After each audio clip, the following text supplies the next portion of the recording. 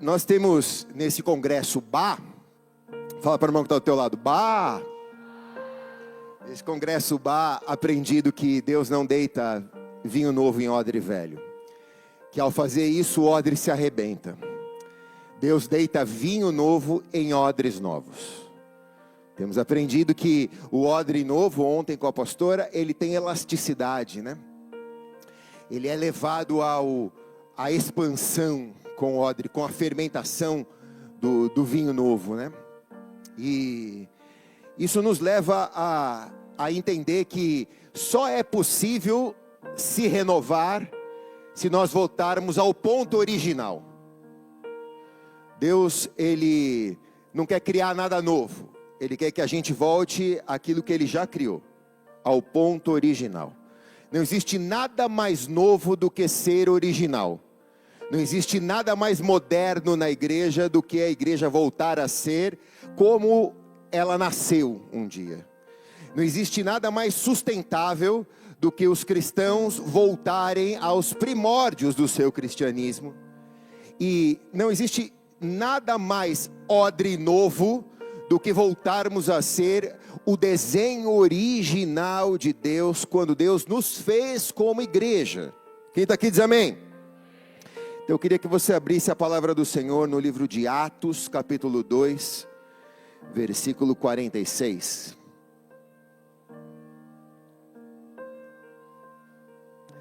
Eu vou compartilhar algo essa manhã com vocês, que o meu pastor tem dito muito esse ano, e essa palavra tem entrado no meu coração, e tem me levado a entender que não existe nada mais novo do que voltar ao original.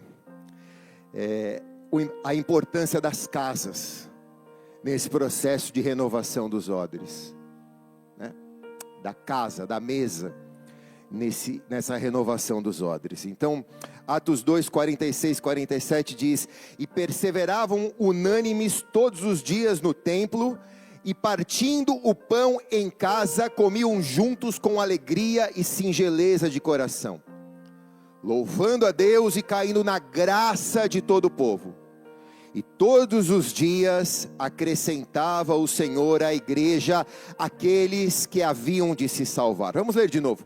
E perseveravam unânimes todos os dias no templo. Mas havia algo aqui que os deixava sempre odres novos. Eles repartiam o pão nas casas. E eles comiam juntos com alegria. Eles tinham comunhão, eles tinham singeleza, simplicidade de coração. Eles não permitiam que a fé deles fosse ressequida. E por causa disso, desse frescor de Deus, sempre desse frescor do odre novo de Deus, eles caíam na graça de todo o povo. Todo mundo gostava por causa desse frescor que a igreja representava na sociedade. E por causa deste frescor, diz a Bíblia, todos os dias, não era só quando tinha culto, não. Era na igreja da segunda-feira, na igreja da terça, na igreja da quarta. Todos os dias, o Senhor acrescentava os que iam sendo salvos. E isso é o desenho da igreja original. Feche teus olhos, coloque a mão sobre a palavra de Deus. Pai amado e querido, eu quero lhe agradecer pela palavra e lhe agradecer por esse congresso. Estamos entrando, Senhor, congresso adentro, desde a quinta, da sexta, Senhor, das orações que os irmãos fizeram aqui para anteceder e preparar o ambiente para este congresso, da mensagem de ontem, agora da mensagem de hoje, daquilo que o Senhor vai reservar para a noite através da vida do apóstolo Gérgio, da apóstola Cleide. Então, Senhor, nessa hora, nós pedimos que esta palavra salte deste livro e se torne vida na nossa vida. O nosso compromisso é dar ao Senhor toda a honra, toda a glória e todo o louvor, em nome de Jesus. Quem concorda diz amém e amém. Vamos aplaudir bem alto a Jesus então, se é para Ele faz melhor.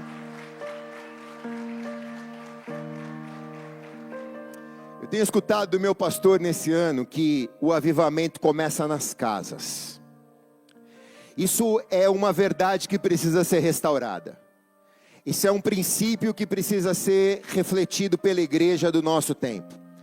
Uma igreja pós-moderna que investe todos os seus recursos no templo, que investe todas as suas forças nos cultos públicos, que investe todo o seu potencial para alcançar as pessoas e trazê-las para dentro de um templo físico, precisa rever como eram os primórdios da igreja, como era o odre novo, quando Deus derramou o vinho novo. Uma igreja que crescia nas casas, ela tinha suas reuniões no templo, ela pertencia aos cultos públicos, mas havia um componente que deixava ela sempre nova, nunca enrijecida, sempre com frescor. Havia sempre um vinho novo sendo colocado naquela igreja, e Deus derramava aquele vinho novo nas reuniões, nas casas. E aqui eu não estou dizendo de célula, nem de mesa, eu estou dizendo da minha casa e da sua casa. Quem tem casa aqui, diga amém. Quem tem casa aqui, levante a mão. Quem não tem, mora em barraca, né? Que não levantou a mão, né? Põe só mais um pouquinho aqui, ó, de retorno.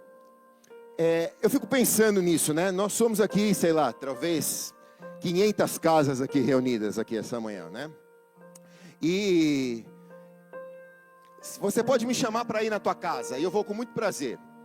E eu vou fazer uma visita lá na tua casa. E talvez você diga: nossa, o pastor Eric vai visitar a minha casa. E aí você arruma a sua casa para eu visitar. Então, talvez você esconda algumas coisas que você não queira que eu veja. E eu também não vou ver, porque eu só vou visitar a tua casa.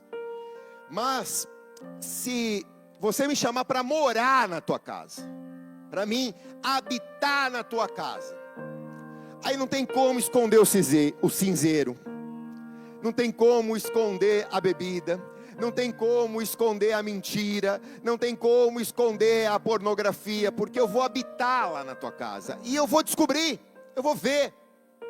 Se eu for só visitar, talvez você consiga arrumar a gaveta e esconder as coisas, mas se eu for morar com você, então eu vou descobrir. O que isso tem a ver, Senhor? Isso tem a ver porque o Espírito Santo, Ele não quer visitar as nossas casas, Ele quer habitar nas nossas casas. Só pode acontecer o avivamento nas nossas famílias, nas nossas casas, quando nós dermos abertura para o Espírito Santo habitar na nossa casa.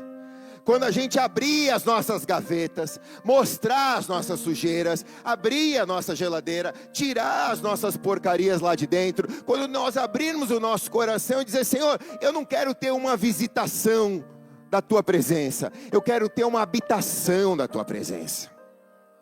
O avivamento só pode começar na nossa casa, quando primeiramente nós pedirmos para que o Espírito Santo habite na nossa casa. Quem está aqui diz amém, irmãos? Agora, o Espírito Santo, ele não entra na nossa casa pela janela, ele entra pela porta. Batei e abri-se-vos-á. Então assim, talvez o Espírito Santo esteja sondando a tua casa nesse congresso, para poder entrar lá dentro, e talvez ele já tenha visitado muitas vezes você, mas esse congresso vai ser um divisor de águas, porque a partir deste congresso, o Espírito Santo vai começar a habitar dentro da sua casa. Então a Bíblia vai se cumprir: crê no Senhor Jesus, será salvo tu e a tua casa. Por que a tua casa será salva? Porque o Espírito Santo está morando lá, em nome de Jesus. Agora, se nós colocarmos aqui as nossas chaves, as chaves das nossas casas, se a gente colocar um balde aqui, todo mundo vai dizer assim: vamos jogar a chave da nossa casa aqui. Todo mundo vai jogar a chave da casa. Talvez você reconheça a chave da tua casa pelo chaveiro, mas se eu dizer tira o chaveiro e vamos todo mundo jogar a chave aqui dentro de um balde, e cada um depois vai pegar a sua chave, vai ser um desafio. Quem está aqui? Porque as chaves são muito parecidas, mas há um segredo em cada chave. Há um segredo que, aquele segredo abre só a porta da sua casa. Embora as chaves sejam idênticas, o segredo da minha é diferente do segredo da sua. É assim ou não, irmãos? Quando você pega um chaveiro grande, com um monte de chave e tenta abrir o portão, e você vai tentando e as chaves são iguais, e você vai tentando e as chaves são iguais, você gasta tempo ali porque são todas iguais, mas só vai abrir o cadeado quando você achar a chave certa, que tem o segredo certo daquele cadeado. Quem está entendendo aqui diz amém, cara. Sinal que a chave do meu coração tem um segredo, que é diferente da chave do coração seu, que tem outro segredo. O segredo que Deus abriu no meu coração, o segredo que Deus abriu na minha família é diferente do segredo que Deus abriu na sua. Agora, quando a gente perde a chave, geralmente a gente chama quem quando perde a chave? Vai, vamos lá, galera. O chaveiro. Por que a gente chama o chaveiro? Porque o chaveiro tem uma chave chamada chave mestra. A chave mestra, ela consegue fazer a leitura da fechadura e abrir qualquer porta. Se quer um ladrão aqui, conhece como chave micha. Não sei se aqui no sul é micha, chama micha? Hein, Fabiano, é micha, não? Micha, né? A micha, se abre a porta para roubar o cadeado da bicicleta, se abre a porta para roubar o carro, é a chave mestra na mão do bandido. Mas no mundo chaveiro, é a chave mestra. E aí ele vai ali com a chave mestra, ele lê o segredo e ele abre a porta e diz, bom, agora você pode entrar. No reino de Deus, não tem uma chave mestra, no reino de Deus tem uma chave que é o mestre. Jesus, Ele é a chave que abre os nossos corações. Ele tem o segredo das nossas casas, tem o segredo das nossas vidas, e Ele tem potencial para poder hoje colocar a chave dele, que é o amor dele, na fechadura do coração da sua casa, e ler o segredo e abrir essa porta para a sua casa nunca mais ser a mesma na presença dele. Quem está aqui diz amém, cara. Vamos aplaudir bem alto a Jesus.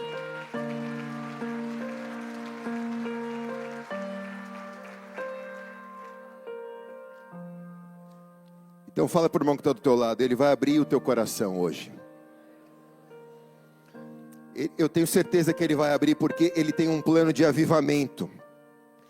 E esse plano de avivamento para a igreja passa pela sua casa, passa pela sua família, passa pelos seus. O frescor do odre novo não é derramado nos templos. O frescor do odre novo é derramado nas casas e usufruído nos templos.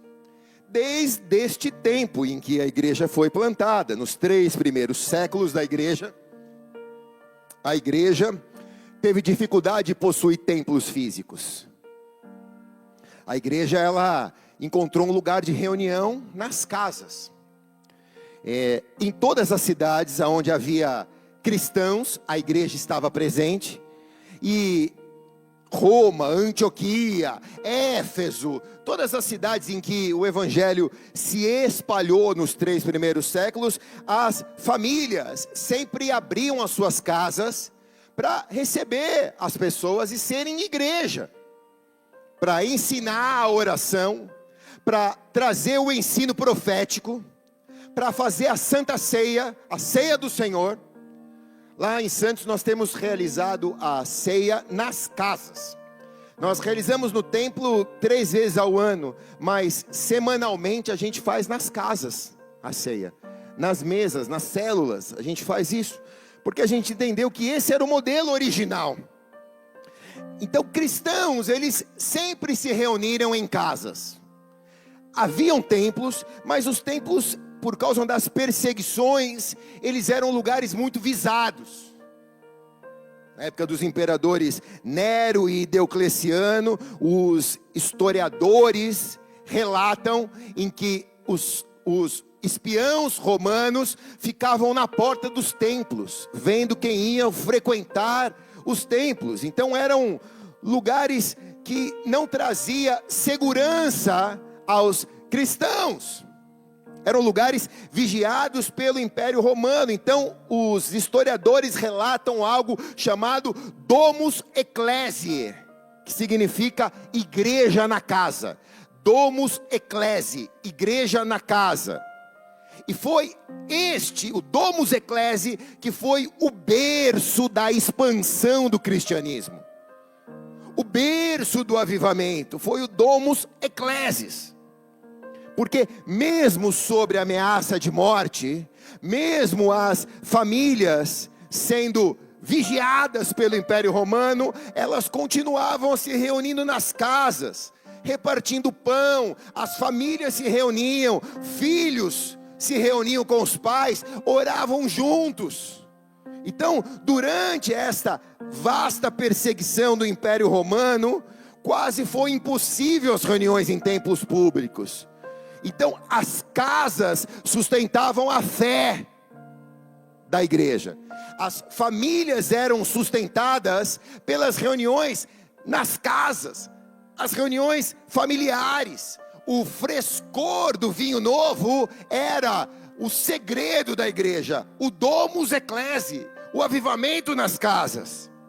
Quem está aqui diz amém?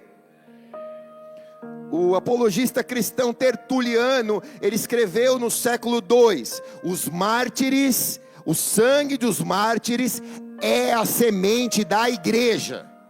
A morte dos mártires, o derramar da vida deles, a libação da vida deles, é a semente da igreja, que tem feito a igreja crescer. Um pouquinho mais baixinho, se puder, obrigado. Onde essa semente era cultivada? Qual era o ambiente, a estufa que essa semente era cultivada?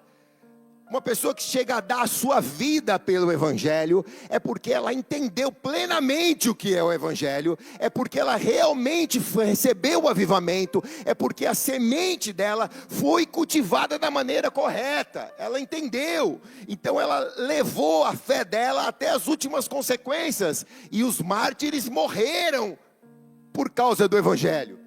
E esta semente era cultivada nas casas. O orquidário, onde a semente era cultivada na igreja primitiva, era nas casas, era nas famílias. O historiador da igreja primitiva, Eusébio de Cesareia, ele registrou, mesmo após ondas de perseguição que vinha sobre o Império Romano, a palavra de Deus crescia poderosamente. Quem está aqui? Como crescia e como prevalecia. Embora os templos fossem vigiados, as palavras em reuniões públicas eram controladas, dentro dos lares acontecia o derramar do vinho novo. E ali dentro dos lares, na estufa onde a semente do avivamento era cultivada, ali o Império Romano não tinha acesso. A igreja não sobreviveu os 3 primeiros séculos por causa dos seus prédios. A igreja sobreviveu os 3 primeiros séculos porque tinham famílias convictas. Quem está aqui? Crê no Senhor Jesus, será salvo tu e a tua casa. Quem recebe essa palavra aqui? Sua família, levante sua mão direita ao céu, a sua família vai ser convicta. E antes que esse ano termine, a sua família vai estar por completa, entregue ao Senhor Jesus e sentada ao seu lado aqui, em nome de Jesus. Quem recebe diz amém e amém. Se é para ele, faz melhor, vai.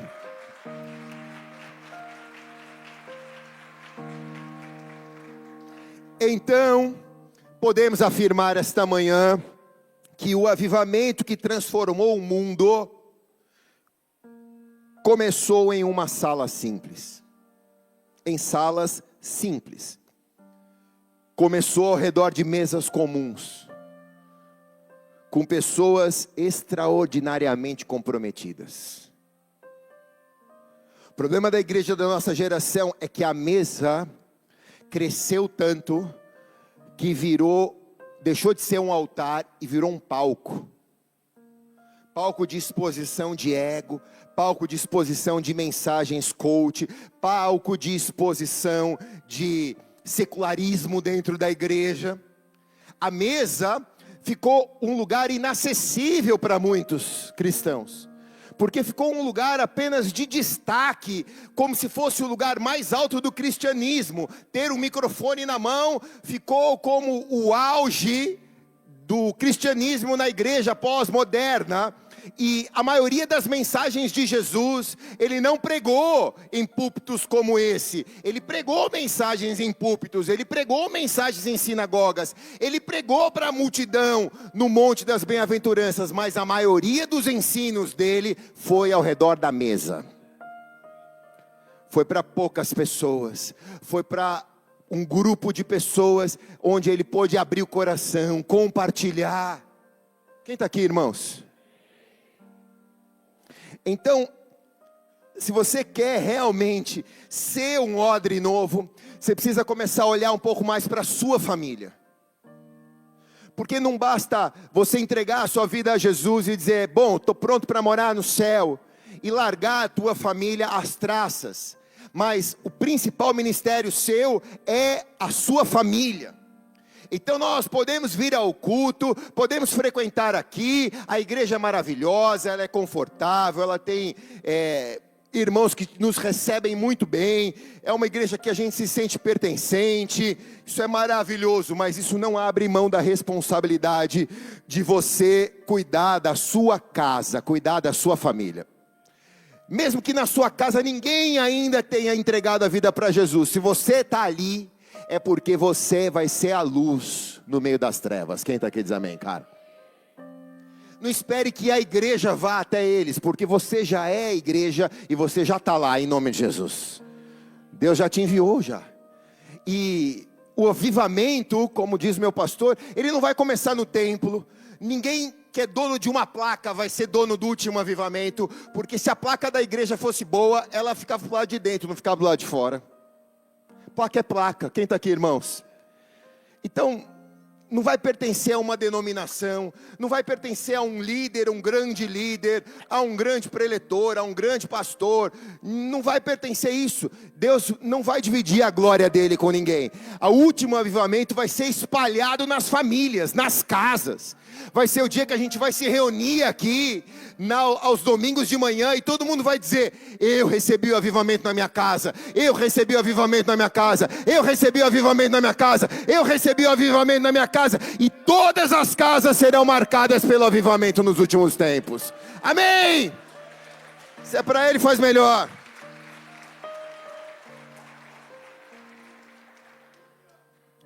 Então, voltando aos padrões originais, que não existe nada moderno do que ser conservador.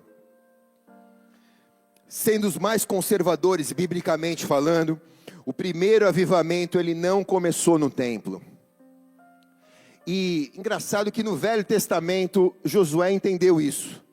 Mesmo não tendo templo e mesmo não sabendo o que ia ser avivamento. Então, Josué 24:15 diz assim, porém, se vos parece mal aos vossos olhos servir a Deus, escolhei hoje a quem servais, se aos deuses a quem serviam os vossos pais que estavam além do rio, ou aos deuses dos amoreus, cuja terra habitais. Porém, ponto vírgula, porém, eu e a minha casa serviremos ao Senhor. Amém? Vamos dizer isso bem alto, 1, 2, 3, eu. De novo, 1, 2, 3. Amém. Quando dizemos isso, é uma palavra profética sobre a nossa casa. Sua casa não vai se perder, a abominação não vai entrar na sua casa, a desolação não vai entrar na vida dos seus filhos, porque você decidiu que tu e a tua casa servirão ao Senhor. O templo reunia multidões, até hoje reúne. Não existe igreja vazia hoje em dia, irmãos. O templo reúne multidões, mas a transformação acontecia nas casas. O vinho novo vinha nas casas. Então, é é indispensável estarmos juntos, porque onde dois ou mais estão reunidos o nome dele, ele ali está. A palavra do Senhor diz que o que ligarmos na terra é ligado no céu. A palavra do Senhor diz que contra a igreja as portas do inferno não prevalecem. A palavra do Senhor diz que nós temos que nos reunir como igreja e não fazer como muitos têm feito, deixarem de se reunir como igreja, desigrejarem, né? A igreja que mais cresce, a dos desigrejados. Mas nada disso substitui a minha responsabilidade de olhar para a transformação da minha casa, da minha família, da minha vida pessoal, do Espírito Santo que habita na minha casa. No templo sempre havia celebração, mas na casa havia discipulado, ensino bíblico, ensino de padrões, ensino do caráter de Deus. Sabe, Josué entendeu isso, e ele diz isso de uma maneira muito clara. Ele diz assim: a reforma espiritual dessa nação que nós estamos construindo, ela vai começar dentro do lar. O que Josué está dizendo nesse texto é assim: a reforma não será no palácio, a reforma será dentro do lar. O avivamento começa quando alguém decide: eu e a minha casa serviremos ao Senhor. É ali que o avivamento começa. Quem está aqui, cara? Sendo mais conservadores biblicamente falando, nós vemos que Deus, Ele escolheu as casas para ser o lugar principal da habitação dEle. Ele visita as igrejas, mas Ele habita nas casas. Atos 10, 44 a 46. E dizendo Pedro ainda estas palavras, caiu o Espírito sobre todos os que ouviam a palavra. E os fiéis que eram da circuncisão, todos quanto tinham vindo com Pedro, maravilharam-se que o dom do Espírito Santo se derramou também sobre os gentios, porque os ouviram falar em línguas e magnificar a Deus. Preste atenção, irmãos, olhe para cá por um instante. Quem está aqui, diga Bá. Mais alto, diga Bá.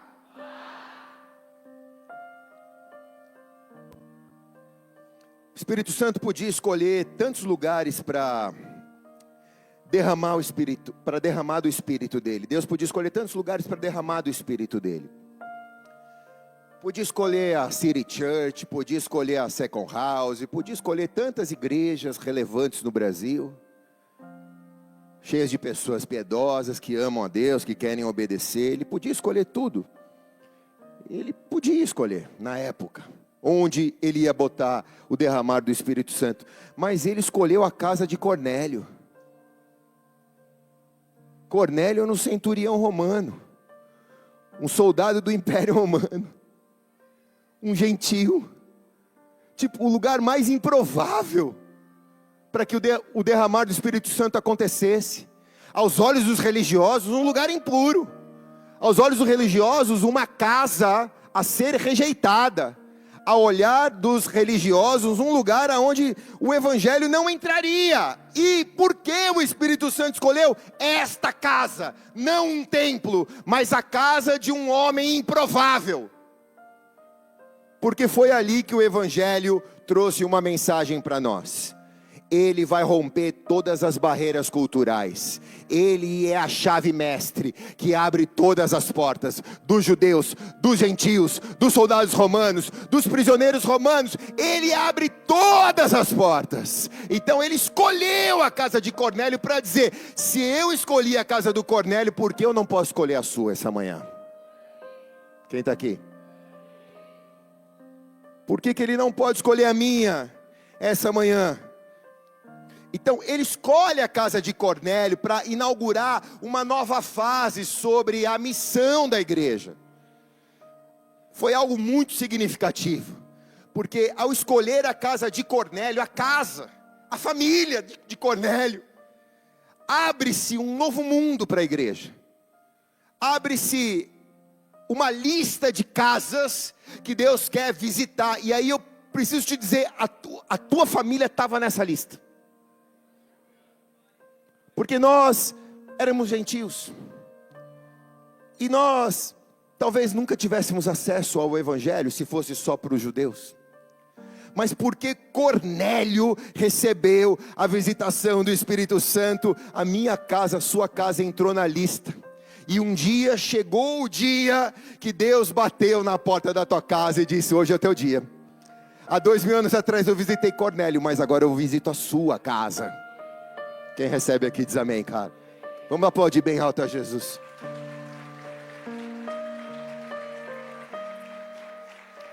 Então, pastor Fabiano, Deus revela que Ele não precisa de um palco para agir. Ele só precisa de um ambiente preparado. Um ambiente preparado Ele precisa. Sendo conservador, biblicamente falando, o Senhor sempre olhou para a mesa como o verdadeiro altar. Salmo 128, versículo de 1 a 4, vai. Diz assim: bem-aventurado aquele que teme ao Senhor e anda nos seus caminhos. Comerás o trabalho de suas mãos, feliz serás e te irás bem. A tua mulher será como uma videira frutífera ao lado da tua casa. Os teus filhos como plantas de oliveira ao redor da tua mesa. Vamos lá, gauchada. Ao redor da tua mesa. E eis que assim será abençoado o homem, a mulher, a família que teme ao Senhor. Glória a Deus. Então qual é o centro da bênção de Deus? A mesa. Tudo vai crescer em torno da mesa. Porque a mesa é o altar do avivamento. A mesa é o símbolo da transmissão de fé. A mesa é o local onde todos estão no mesmo patamar. Hoje eu estou mais alto aqui, mas é só para você me ver melhor. Porque na mesa, quando eu sento, nós temos todos a mesma altura diante de Deus. É o altar que iguala a gente diante do Senhor. No pé da cruz, o terreno é uma mesa, é plana. Quem está aqui? No pé da cruz o terreno é uma mesa, o terreno é plano. Deuteronômio capítulo 6, versículos 6 e 7. E estas palavras que hoje te ordeno estarão no teu coração. Ponto, vírgula. E ensinarás aos teus filhos, e delas falarás assentado em tua casa e andando pelo caminho, deitando-te e levantando. Faça o teu ministério acontecer na sua casa. Ensine os teus filhos, ensine os teus vizinhos, ensine os teus amigos na sua casa, nesse lugar onde o coração é compartilhado. Então a fé bíblica, ela sempre foi ensinada no cotidiano da vida das pessoas. É na igreja da segunda-feira, como eu digo. Porque quando o culto de domingo termina e a gente vai embora, irmão, começa a igreja da segunda-feira. E a fé bíblica é ensinada no cotidiano. É como eu ajo, é como eu respondo, é como eu me porto, é como as pessoas estão me vendo, é a minha colocação diante desta situação. Se a mesa estiver acesa, pastor Fabiano, a igreja nunca será apagada. Porque o vinho novo sempre vai, o azeite novo vai sempre alimentar a lamparina. Quem está aqui, irmãos? Sendo biblicamente conservadores, a gente precisa também dizer que, por causa de tudo isso que eu estou dizendo, o inimigo vai sempre escolher a família, a casa para atacar. A sua casa tem um preço no inferno. Tem uma lista lá. E eles estão dispostos a pagar o preço que for para destruir a sua casa. Porque ele veio para matar, roubar e destruir, diz a palavra. Então, por muitas vezes a nossa casa ela é alvejada. Porque o inimigo sabe que a nossa casa é um lugar de avivamento. é o local onde Deus chamou para trazer o avivamento. Então a nossa casa é um local pedagógico, onde a gente vai viver a Bíblia e ensinar a Bíblia. É o lugar do maior exemplo nosso.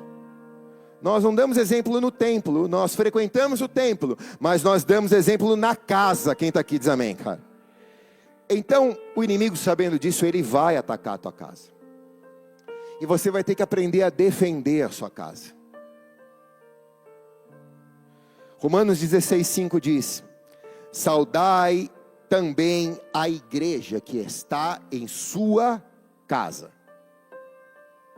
Como que eu defendo a minha casa? A Bíblia nos dá a arma de defesa da nossa casa.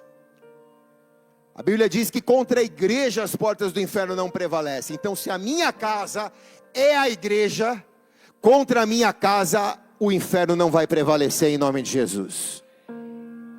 Embora eu receba as perseguições, as tentações, a minha casa seja alvejada, Deus vai guardar a minha casa, porque ali é o local aonde é o embrião do avivamento dos últimos dias.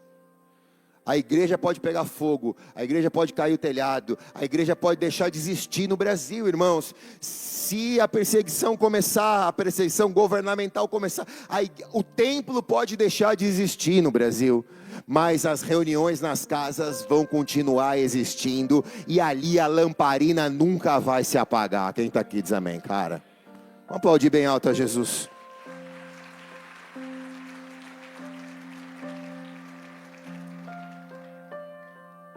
Nós podemos historicamente admitir isso, porque há 2000 anos o inimigo ataca a casa.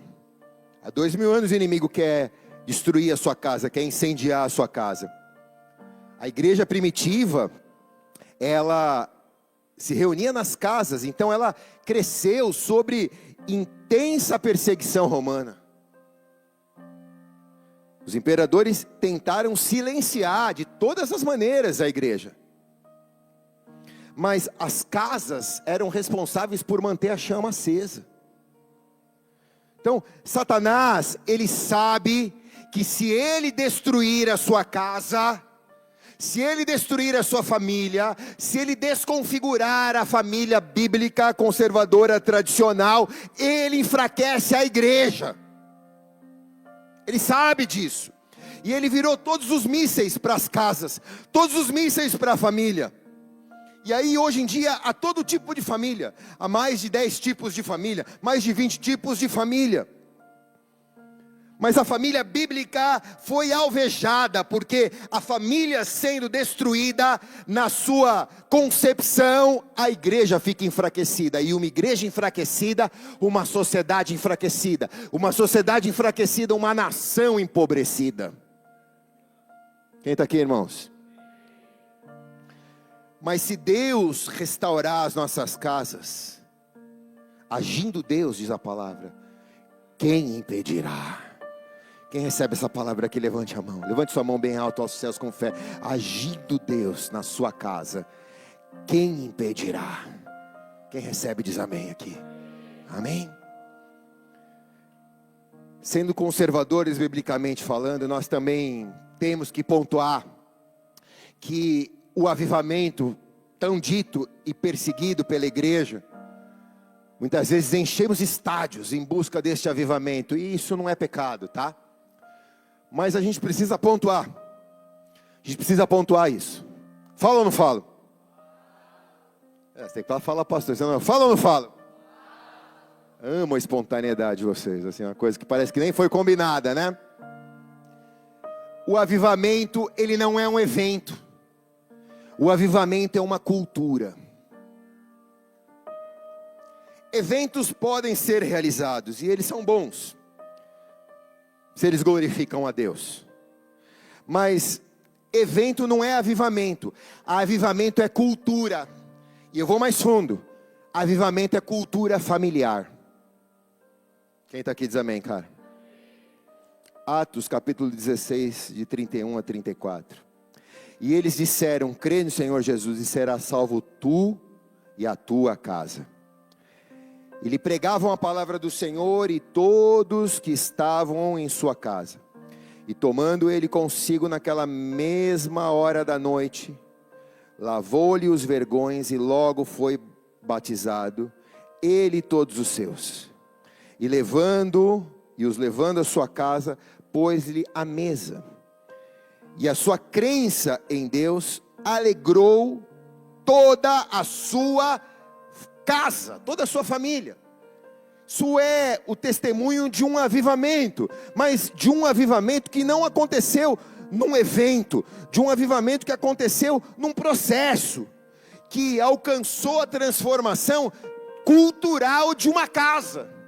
Porque culturalmente o meu avô ensinou o meu pai a trair, o meu pai me ensinou a trair, mas um dia o Espírito Santo entrou na minha casa e a maldição hereditária foi quebrada, a cultura de traição foi arrancada, e a partir de agora as futuras gerações minhas vão viver a fidelidade de Deus no casamento. Quem está aqui diz amém, cara? Isso é avivamento. Isso é avivamento. Quem está aqui diz amém? Quando a cultura é mudada, né? A cultura que eu sempre vivi foi uma cultura tóxica, mas o Espírito Santo chegou na minha casa e agora a gente aprende a respeitar um ao outro, a gente aprende a amar um ao outro, a gente aprende a se limitar para poder dar espaço ao outro, a gente aprende a ceder um ao outro. Quem está aqui? Quem aqui é casado, levante a mão. Está arrependido? Levanta a mão. Está com a mão assim encolhida? Está com medo? A esposa disse, levanta a mão, né? Os casados sabem disso, que muitas vezes a gente precisa abrir mão da primeira pessoa do casamento, da segunda pessoa do casamento, para agradar a terceira pessoa do casamento. A terceira pessoa do casamento é o próprio casamento. Se a primeira pessoa, a segunda pessoa não abre mão e não faz concessões à terceira pessoa, provavelmente vai haver julgo desigual, vai haver divisão, e casa dividida não prospera. Então uma mudança cultural é assim, cara, eu posso até achar que eu tenho razão, mas eu abro mão dela, porque o que eu quero é o avivamento dentro da minha casa. Quem está aqui diz amém, cara? Quem está aqui? Quem é que é pai? Levante a mão. Você quer o avivamento dentro da sua casa? Então você precisa começar a olhar o que o teu filho tem olhado no celular. Porque os mais antigos tinham que ir para a banca de revista, comprar uma revista que tinha uma tarja preta, que era a revista de pornografia. Hoje em dia não tem nem banca e não tem nem revista, mas está tudo nesse aparelho aqui, ao alcançar da mão dos nossos filhos. E muitas vezes, para ter uma paz, ou na verdade uma trégua, a gente joga o celular na mão deles, e nem se dá conta de que o inimigo está entrando na nossa casa para tentar destruir através da vida dos nossos filhos. Então você precisa ter atenção para isso, porque isso é uma mudança cultural. Quem está aqui diz amém, irmãos? Isso é uma mudança cultural. Porque é normal hoje todo mundo sentar na mesa com o celular na mão, e às vezes falando pelo WhatsApp na mesma mesa sentado. Então vai sentar na mesa, desliga celular, desliga a televisão, senta na mesa, como uma família conservadora, como uma família bíblica. Quem está aqui diz amém, cara? Quem recebe isso diz amém aqui, cara? Então a fé, ela entrou na casa, a palavra foi pregada na casa, e a alegria encheu a casa, diz a palavra, e alegrou-se com toda a sua casa. Houve uma mudança cultural. Era cultura a tristeza, agora virou alegria. Então, avivamento, irmãos, não é um pico emocional. Avivamento é uma cultura espiritual sustentada com o tempo. Isso é avivamento. É uma cultura espiritual. E eu estou terminando, tá? Só o pastor Fabiano fez.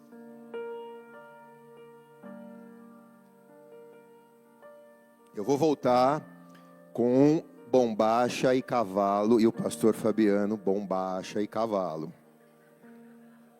Senão eu não volto.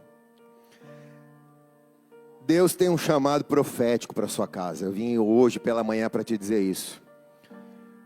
Eu acho que eu até roubei a palavra do meu pastor à noite aqui, porque eu acho que ele ia falar algo sobre isso. Deus tem um chamado profético para sua família, chamado profético para sua casa.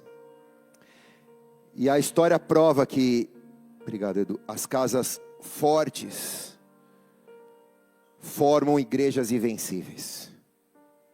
Famílias fortes formam igrejas invencíveis. Levante sua mão direita ao céu, que cada sala vire um cenáculo, que cada mesa vire um altar, que cada família vire um pequeno templo vivo ao Deus Todo-Poderoso. Quem recebe diz amém e amém. Amém? Hoje nós não enfrentamos as arenas romanas, mas nós enfrentamos as distrações, as pressões culturais, o esfriamento espiritual. Pelo multiplicar da iniquidade, o amor de muitos se esfria. O inimigo, ele não mudou a estratégia, o princípio continua sendo o mesmo. Se as casas forem fracas, pastor Fabiano, a igreja será superficial. Mas se as casas forem fortes, nada pode deter o que Deus vai fazer na igreja. Mais uma vez, levante sua mão direita aos céus.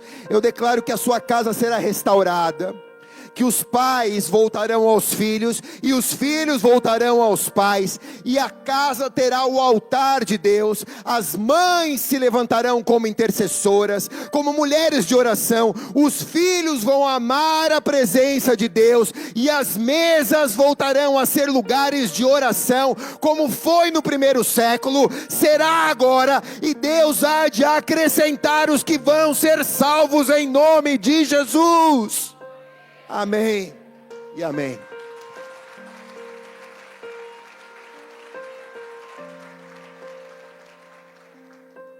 Pastor Fabiano, não busque nenhum crescimento numérico. Crescimento numérico sem raiz em avivamento familiar começa e termina. Não busque um crescimento denominacional sem raiz em avivamento familiar, porque é uma casa sobre areia, é uma casa que o vento derruba. O que segura a casa sobre a rocha é o avivamento familiar. Que cada lar seja um pequeno cenáculo, que cada casa seja um lugar onde o Espírito Santo se derrame, que cada família carregue a luz que não se apaga numa geração em trevas. O próximo grande mover, o apóstolo Géser tem dito isso, eu tenho crido nisso, não vai começar em grandes palcos, não vai começar em palcos de grandes estádios e nem em palco de grandes igrejas, vai começar em pequenas casas, em simples casas. E que a minha casa esteja nessa lista, que a sua casa, eu quero desesperadamente que a minha casa esteja nessa lista. Senhor, eu abro mão de tudo para que a minha casa esteja nessa lista. Quem está aqui diz amém.